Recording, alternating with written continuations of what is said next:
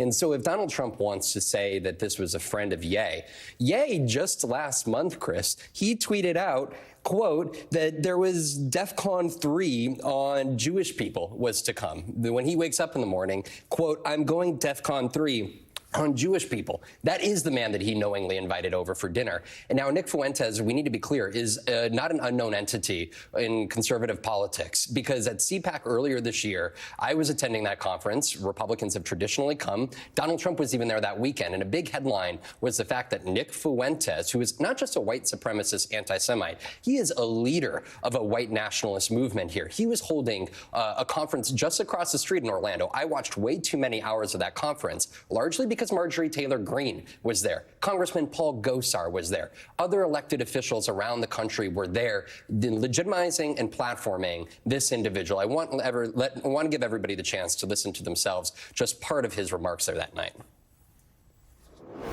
We've got the white Christian men that built this country the first time, and we'll do it again. We are coming for you.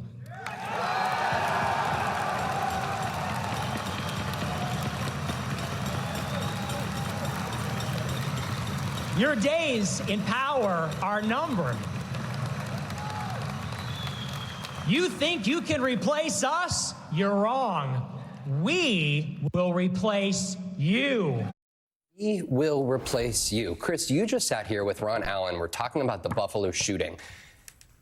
That individual, that shooter, justified that mass shooting on the grounds of the Great Replacement Theory, which you just heard from Nick Fuentes. This is legitimate. This man has a following. And when we are talking about this, Chris, it is the former president of the United States and the current leader of the Republican bunch of potential 2024 presidential candidates who we are talking about. Nick Fuentes is not an unknown entity, and Donald Trump made him that much more legitimate to this white nationalist movement. He gave him another platform. And Tim, given everything that we know, what does it say about the Republican Party? And again, according to Axios, co-chairs of caucuses and task forces focused on Judaism or anti-Semitism, even again, holiday weekend, that they stay quiet, even when they were specifically asked. Yeah, Chris, I just think this is another sign that this is, even though we're in a post-Trump era, that the Trump era is still Trump is still with us. And this is meaningfully different from how this party behaved in pre-Trump times. And we have to acknowledge that and recognize the danger that it's associated with it. Look, this is akin to, George W. Bush or Bill Clinton in their post-presidency inviting David Duke to their home to have dinner. That is what this is. Like Nick Fuentes, to Vaughn's point, is a leader. That clip that you just showed was disgusting enough, but it was mild to what he says compared to what he says on his live streams, about killing people of color, about killing Jews, about replacing people of color, about the white nationalist movement. He has a group called the Groypers that follow him that is even more extreme than some of the other extremist groups that turned out on January 6th and have turned out to support MAGA causes in other places. So, I mean, this is a very influential, racist, white nationalist leader that a former president had dinner with, not just like some random guy that showed up at Mar-a-Lago. And so I think that right now the current Republican establishment is still living in the Trump times where they want him to disappear but don't want to deal with it. They don't want to engage with him.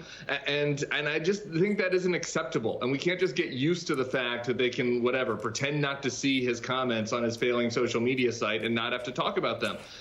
This is, if you look into historic modern times in America, unprecedented to think that a former president of the United States would meet with a white nationalist leader. You just cannot tell me that if this had happened, like I said, had George W. Bush done this, which he never would have, by the way, that there wouldn't have been, the John McCains of the world and the other Republicans who would have spoke out and said, this is absurd. This is ridiculous. We need to oppose this, and we need to be clear about it. Every Republican leader in the pre-Trump times would have done that. It would have been the natural cause of things to do. Bob Dole did it at the convention in '96.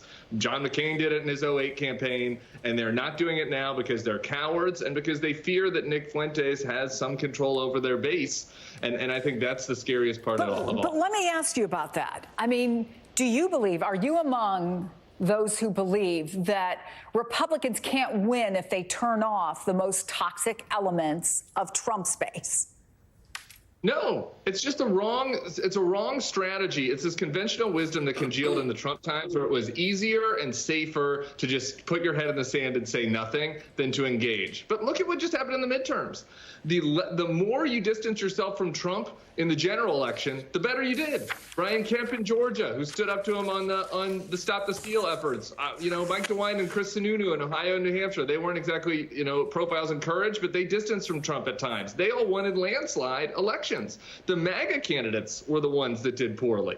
Now, it's a different story in primaries. But you can see that the voters are sending a different message. And if the Republicans had the courage to actually just draw a line in the sand for once and say, no, we will not accept white nationalist anti-Semites in the party, they're probably going to be rewarded in most cases by the voters based on the evidence that we just saw in the midterms. Tim Miller, Vaughn Hilliard, to be continued. Unfortunately, we're going to be talking about this again. Thank you both so much.